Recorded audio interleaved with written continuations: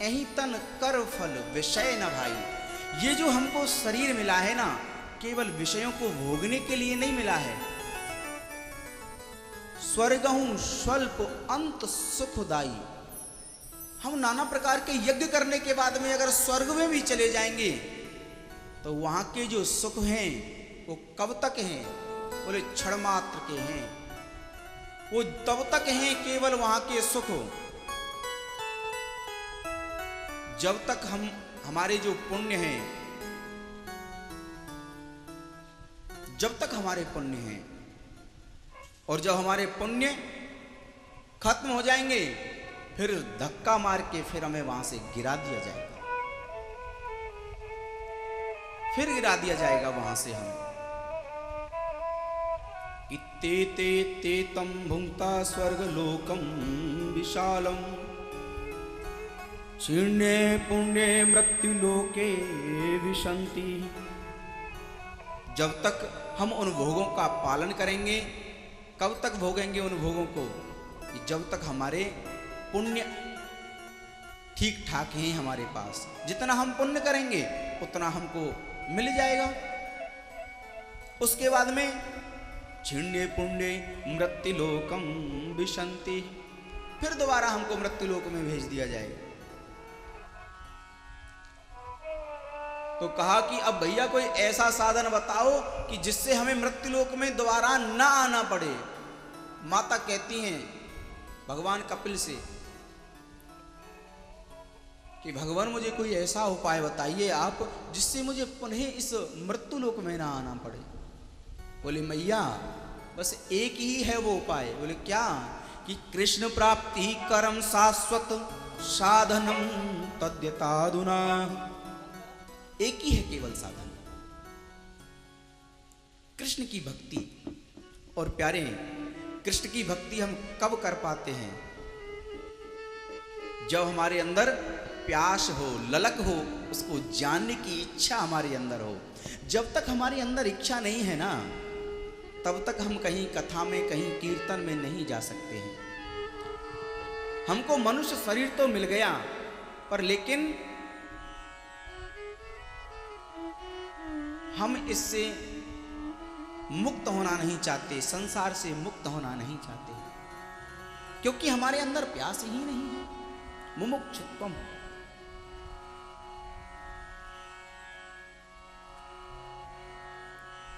जब तक हमें प्यास नहीं है प्यारे, तब तक हमारी मुक्ति नहीं होगी।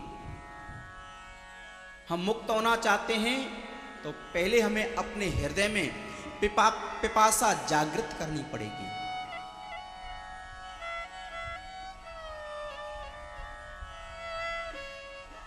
एक उदाहरण देते हैं कि एक बार हजारों कैदी जेल में बंद थे, कारागार में हजारों कैदी बंद हैं। एक बार राष्ट्रपति महोदय आए और राष्ट्रपति महोदय ने आकर के जो कारागार है उसका निरीक्षण करना चाहा। अब जो जेलर साहब हैं, उसके जो मालिक हैं जेल के, उनसे कहा कि भैया हम यहाँ पर सबसे मिलना चाहते हैं, हमारी इच्छा है हम यहाँ पर सबसे मिलें। और राष्ट्रपति का आदेश कौन मने करे? बोले कि जैसी आपकी आज्ञा। जेलर साहब भी साथ चल दिए राष्ट्रपति के। धीरे धीरे सबके पास में गए, सारी व्यवस्थाएं देखी। अंत में वहां पहुंचे जहां पर कैदी लोग बंद हैं, जहां पर कैदी हैं बंद, वहां गए। पहुंच करके सब कैदियों से मिले। और जब कैदियों से मिले तो राष्ट्रपति महोदय के मन में एक बार इच्छा हुई कि मैं इनको इस बार एक प्रवचन करना चाहता हूं, अगर ये सुधर जाएं तो ठीक है। अब सबको सामने बिठा दिया। राष्ट्रपति महोदय ने बड़ा समझाया कि देखो अगर तुम कोई गलत काम नहीं करते तो आज तुम भी अपने परिवार में रहते, यहां क्यों आना पड़ता तुम्हें? नाना प्रकार से समझाते हैं। और अब मैं आपको एक मौका देता हूं, जो भी तुमको मेरे से कुछ मांगना है तुम मुझसे मांग लो, मैं तुम्हें जरूर दे करके जाऊंगा, जरूर दे करके जाऊंगा मैं तुम्हें। एक एक करके कैदी आते हैं, राष्ट्रपति से मिलते हैं, कहते हैं कि ये बताओ तुमको किसी प्रकार का कोई कष्ट तो नहीं है हमारे इस कारागार में।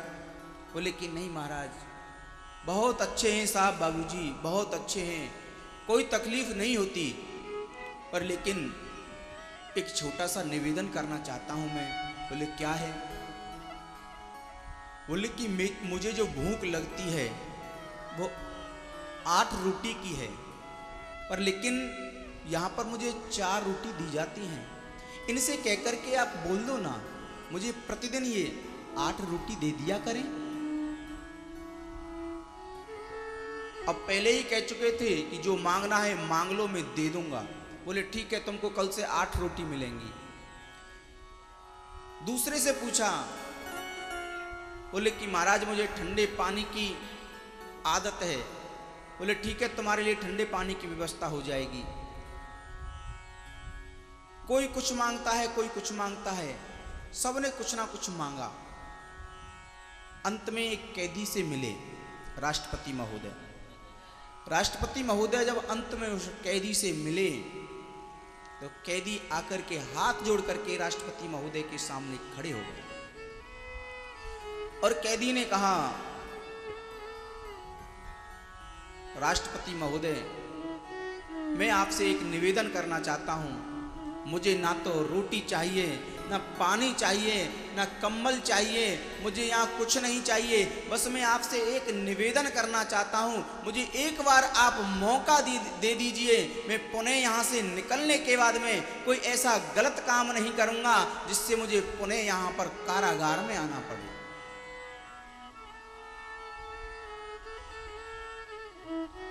राष्ट्रपति महोदय ने तुरंत जेलर से कहा, ठीक है, इसको छुट्टी कर दो, इसकी ये चला जाए। छुट्टी कर दी, चला गया। प्यारे, वही हमारा हाल है इस दुनिया में। हम इस विशाल बहुत बड़े संसार रूपी कारागार में एक कैदियों की तरह पड़े हुए हैं। नाना प्रकार के जन्म देता है हमें परमात्मा, नाना प्रकार के जन्म देता है।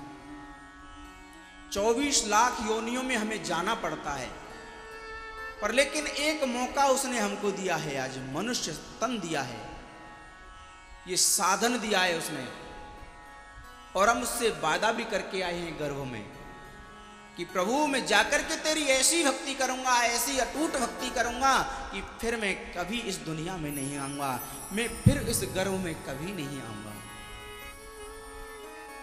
क्या मानुष तन पावा, बड़े भाग्य मानुष तन पावा, बड़े भाग्य मानुष तन पावा, बड़े भाग्य मानस तन पावा, बड़े भाग्य मानुष तन पावा, बड़े भाग्य मानस तन पावा, सुर दुर्लभ सत्ग्रंथ गावा, सुर दुर्लभ सत्ग्रंथ गावा, सुर दुर्लभ सत्ग्रंथ गावा।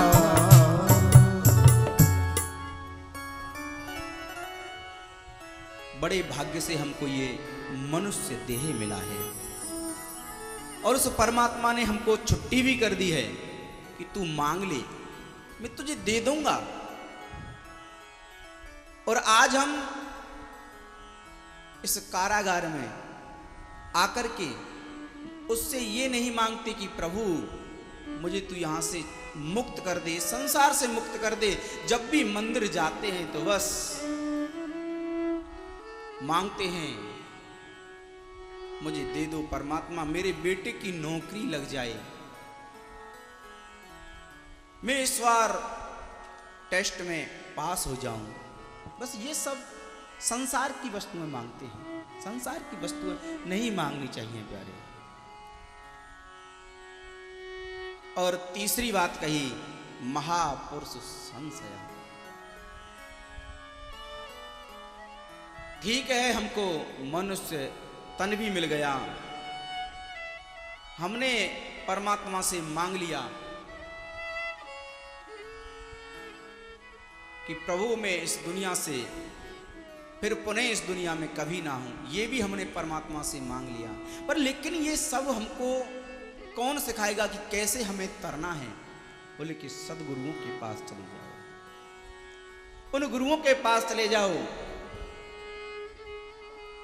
जिन्होंने अपने शरीर को सूखे पत्ते खा खा करके कस दिया है।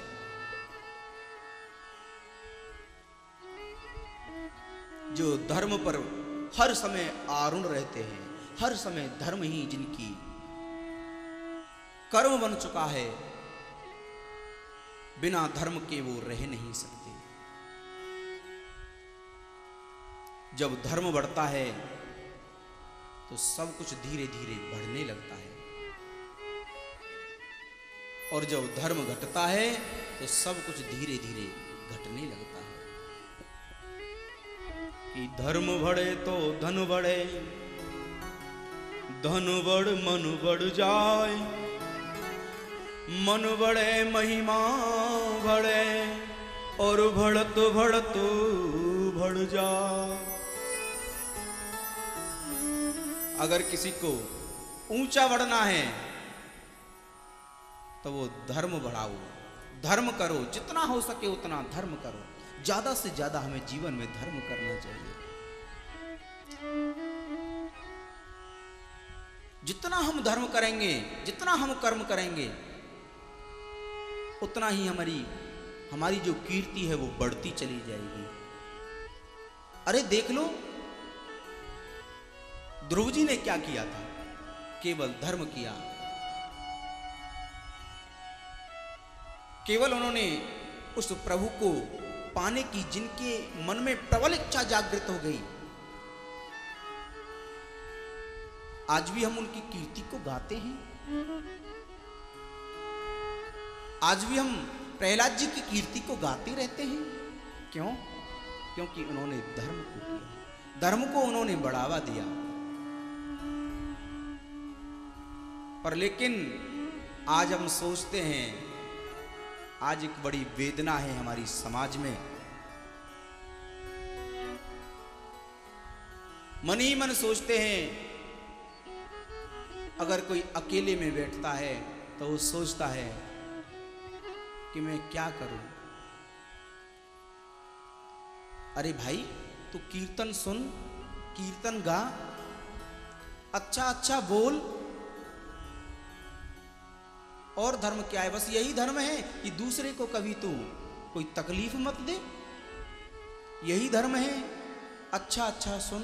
हमारे वेदों में एक मंत्र है कि भद्रम कर्णेभिः शृणुयाम देवा, भद्रम पश्येमाक्षभिर्जत्रा स्थिरैरङ्गैः। हम अच्छा अच्छा सुने, अच्छा अच्छा हम देखें,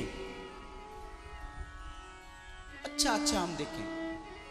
पर लेकिन आज समाज में एक विडंबना है, लोग सोचते हैं, और देखो सुनते भी क्या हैं लोग, ऐसे ऐसे भजन, ऐसे ऐसे गानों को सुनते हैं जो सर्वदा वर्जित हैं। बड़ी वेदना है। व्हाट यू सी, हम क्या देख रहे हैं? व्हाट यू ईट, ये सब बड़ी क्या पढ़ें?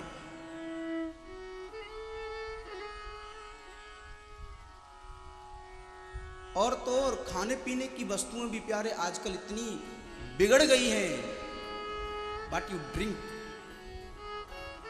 आजकल लोग पीते चले जा रहे हैं, पीते चले जा रहे हैं। ये भी बड़ी वेदना है समाज में आज। मानव जन्म अनमोल रे, ना माटी में रोल रे, अब तो मिला है फिर न मिलेगा, कभी नहीं कभी नहीं कभी नहीं रे। मानव जन्म अनमोल रे, ना माटी में रोल रे, अब तो मिला है फिर ना मिलेगा, कभी नहीं कभी नहीं कभी नहीं रे। मानव जन्म अनमोल रे, ना माटी में रोल रे, अब तो मिला है फिर न मिलेगा, कभी नहीं कभी नहीं कभी नहीं रे। मानव जन्म अनमोल रे, सभी ताली से करते हुए जय हो। अब तो मिला है फिर ना मिलेगा, कभी नहीं कभी नहीं कभी नहीं। वो अब तो मिला है फिर न मिलेगा, कभी नहीं कभी नहीं कभी नहीं रे। अब तो मिला है फिर ना मिलेगा, कभी नहीं कभी नहीं कभी नहीं। तू बुलबुला है पानी का, ओ बुलबुला रे पानी का, तू बुलबुला है पानी का, ओ बुलबुला रे पानी का, तू मत कर जोर जवानी का, ओ मत कर जोर जवानी का, तू बुलबुला है पानी का, ओ बुलबुला रे पानी का, तू मत कर जोर जवानी का, ओ मत कर जोर जवानी का। वो अब तो मिला है फिर न मिलेगा, कभी नहीं कभी नहीं कभी नहीं रे। मानव जन्म अनमोल रे, ना माटी में रोल रे, अब तो मिला है फिर न मिलेगा, कभी नहीं कभी नहीं कभी नहीं। वो अब तो मिला है फिर न मिलेगा, कभी नहीं कभी नहीं कभी नहीं रे।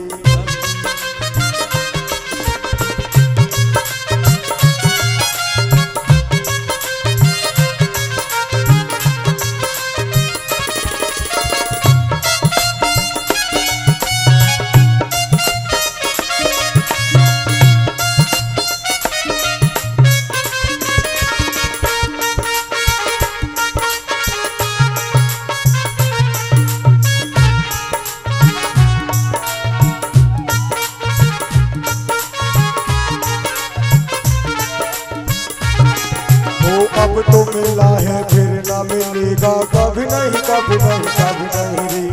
अभी तो मिला है फिर न मिलेगा, कभी नहीं कभी नहीं कभी नहीं रे। मानव जन्म अनमोल रे, ना माटी में रोल रे, अब तो मिला है फिर न मिलेगा, कभी नहीं कभी नहीं कभी नहीं रे। अब तो मिला है फिर न मिलेगा, कभी नहीं कभी नहीं कभी नहीं रे। अब तो मिला है फिर न मिलेगा, कभी नहीं कभी नहीं कभी नहीं रे। अब तो मिला है फिर न मिलेगा, कभी नहीं कभी नहीं कभी। जय जय श्री राधे।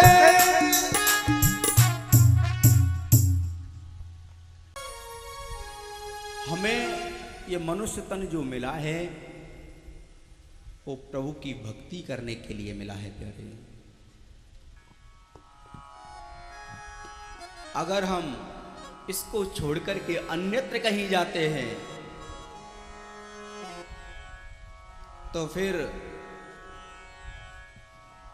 हमें दंड का भागीदार भी होना पड़ता है।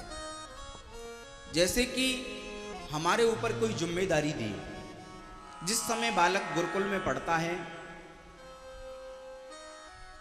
अगर गुरु ने उसके ऊपर कोई जिम्मेदारी दी, कोई कार्य दिया कि जाओ तुम इस कार्य को करके लेके आओ, और वो विद्यार्थी, वो ऋषि कुमार उस कार्य को नहीं करते हैं, अन्यत्र कहीं चले जाते हैं, भटक जाते हैं रास्ता, तो गुरुदेव उसको दंड देते हैं। तो इसी प्रकार परमात्मा कहते हैं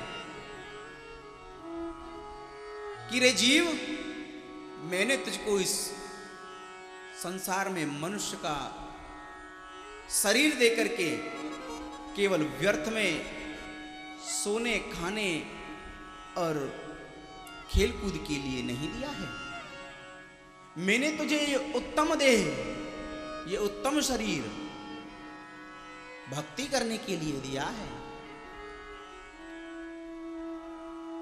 अरे परमात्मा बड़ा कृपालु है, बड़ा दयालु है।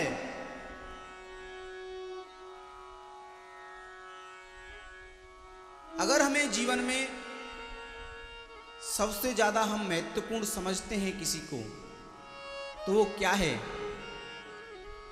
वो है प्राण, वायु। उस वायु को परमात्मा ने हमें दिया है, हम जिसके बिना एक क्षण भी इस दुनिया में नहीं रह सकते हैं, एक क्षण भी इस दुनिया में नहीं रह सकते। वो हमें प्रदान कर दी, ये पंच तत्वों से बना हुआ शरीर हमें प्रदान कर दिया। इस दुनिया में, इस संसार में हर प्रकार की सुख सुविधाएं परमात्मा ने हमें उपलब्ध कराई हैं। बोले कि जीव तुझे कहीं जाना नहीं है, कहीं भटकना नहीं है, केवल जाकर के तू मेरा भजन कर। देख, तेरे जीने के लिए मैं तुझे वायु देता हूं।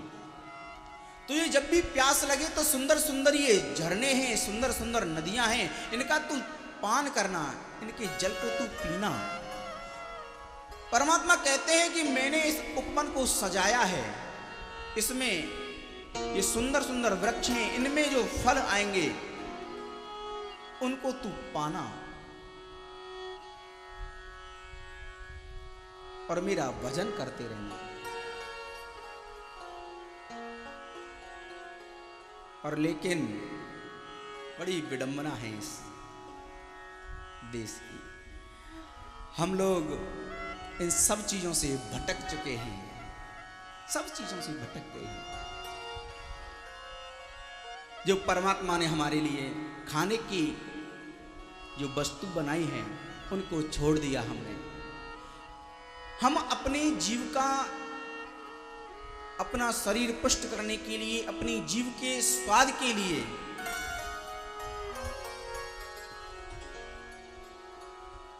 मांस आदि का सेवन करने लगे। केवल हम अपनी मस्ती के लिए उस पदार्थ का सेवन करने लगे जो सर्वथा हमारे लिए वर्जित है। मदिरा का पान करने लगे हम लोग। नाना प्रकार की, पता नहीं कितने प्रकार की हम ऐसी वस्तुओं का सेवन करते हैं जो हमारे शरीर को गला करके बिल्कुल भस्म कर देती हैं। कपिल जी महाराज माता देवहूति से कहते हैं, माता जब भी हम प्रातः काल जगें तो ऋषियों ने बड़े सुंदर नियम बनाए हैं। सबसे पहले प्रातः काल ब्रह्म मुहूर्त में जब हम जगें तो सबसे पहले माँ पृथ्वी को प्रणाम करें। माँ पृथ्वी को प्रणाम करके और प्रार्थना करें माँ पृथ्वी से, हे माँ पृथ्वी, मैं अपनी जीविका चलाने के लिए नाना प्रकार के कृत्य आपके ऊपर करता रहता हूं। हे मां पृथ्वी, आप मुझे शक्ति दो, मैं आपके ऊपर अपना पैर रख रहा हूं।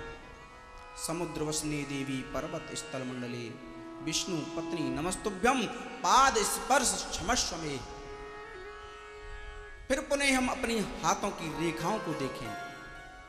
बड़ा सुंदर हमारे यहाँ पर एक ऋषियों ने ऐसी व्यवस्था बनाई है कि हमें कहीं भटकने की जरूरत नहीं है। अपने हाथों की रेखाओं को देखें।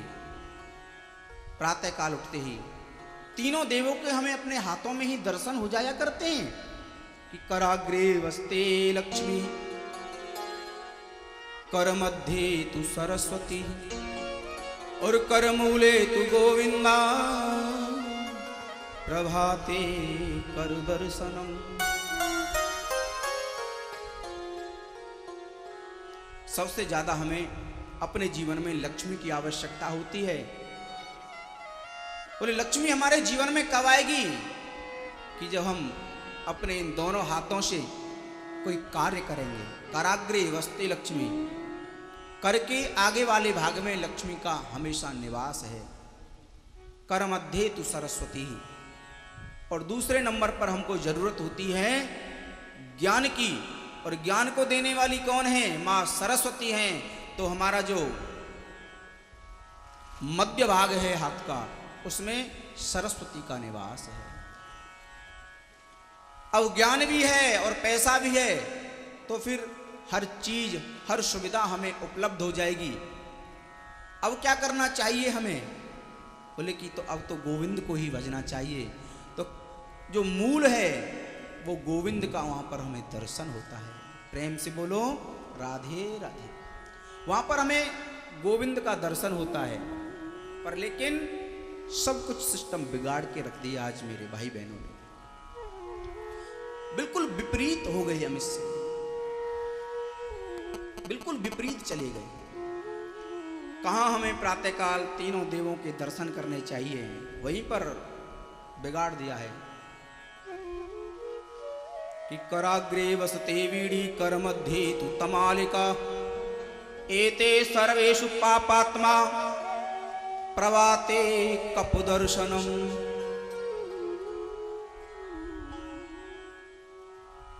जैसे ही हम प्रातःकाल जगते हैं तो सबसे पहले हाथ के आगे वाले भाग में हमारी बीड़ी होती है। बीड़ी का हम सेवन करने लग जाते हैं। और कई बार तो किसी से पूछो, भैया अरे सुबह सुबह ये क्या कर रहे हो तुम? बोले कि हम अपने ठाकुर जी को अगरबत्ती दिखा रहे हैं। ये ऐसी लोगों की सोच हो गई है। कहाँ हमें अपने आगे वाले हाथ में लक्ष्मी का दर्शन करना चाहिए, वहीं पर वो लोग बीड़ी फूकते हैं। और जो बीड़ी नहीं पीते वो तंबाकू घिसने लग जाते हैं जगते जगते। बोले कि ये सब पापी हैं। एते सर्वेषु पापात्मा। और फिर कई लोग तो उठते ही पीने लग जाते हैं। प्रवाते कप दर्शनम, पीने लग जाते हैं। सर्वथा वर्जित है। यहां तक कहा है कि धूम्रपान रते विप्रादानम कुर्वन्ति ते नरः नरकम यायन्ति ब्राह्मणो ग्राम सूकराः।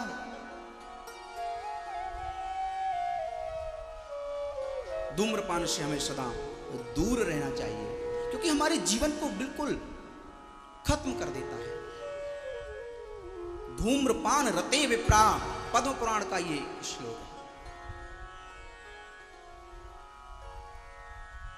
धूम्रपान रते विप्राः दानम कुर्वन्ति ते नरः नरकम यायन्ति ब्राह्मणो ग्राम सूकराः।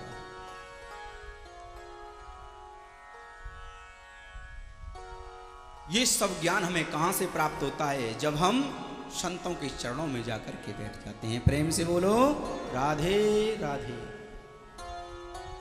संतों के चरणों में बैठकर के हमको ये ज्ञान प्राप्त होता है।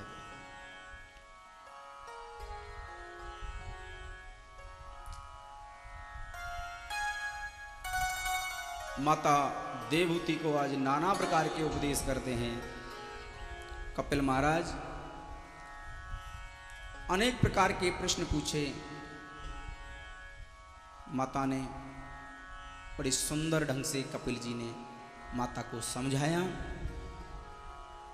माता भक्ति की, उनके हृदय में ऐसी भक्ति विराजमान हुई कि वहीं पर वो सिद्धदा नाम की नदी बन गई। और कपिल जी ने अपने मस्तक से उस जल को स्पर्श किया और गंगा सागर क्षेत्र में चले गए भगवान कपिल। आदरणीय श्री सुखदेव जी महाराज राजा परीक्षित से प्रश्न करते हैं, गुरुदेव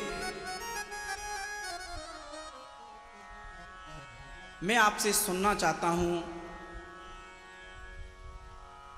कि जो माता देवहूति हैं इनका वंश आगे भी चला? बोले कि इनका वंश आगे नहीं चला, इनके 9 कन्याएं थी और एक केवल कपिल जी हैं। हाँ, लेकिन इनकी जो बहन है, 2 बहन हैं इनके और 3 भाई हैं।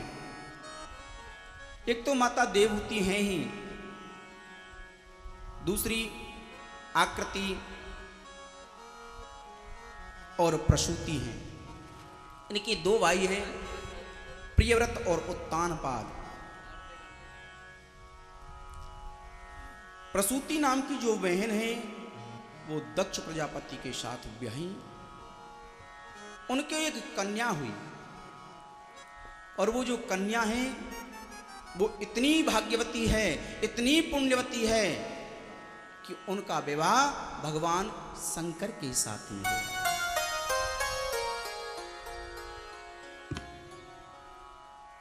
पर लेकिन जो दक्ष है बड़ा अभिमानी है।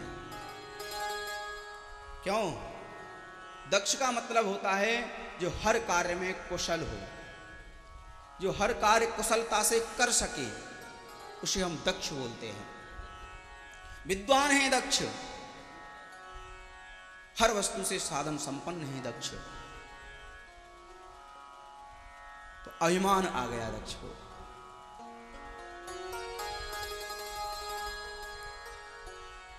दक्ष को बड़ा अभिमान है,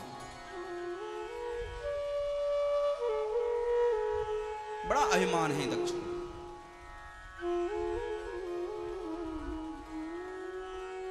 पर लेकिन मेरा गोविंद कहता है मैं अभिमान को किसी के ज्यादा नहीं चलने देता हूं, तोड़ देता हूं कुछ ही दिनों में। भगवान ने लीला रच दी। सभा में भगवान शंकर से नाना प्रकार की बातें कही दक्ष ने। भगवान शंकर तो भोले भंडारी हैं, कैलाश पर आ गए, क्या करना छोड़ो,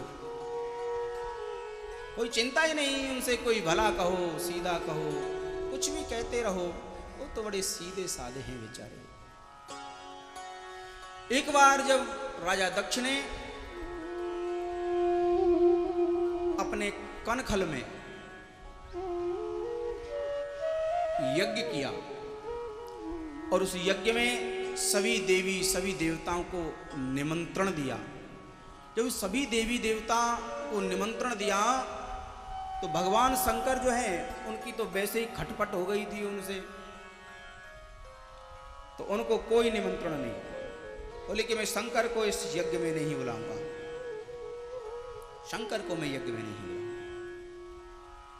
और शंकर को क्या मैं सती को भी इस यज्ञ में नहीं बुलाऊंगा। उसने जबरदस्ती ही उनसे विवाह किया है, मैं नहीं बुलाऊंगा।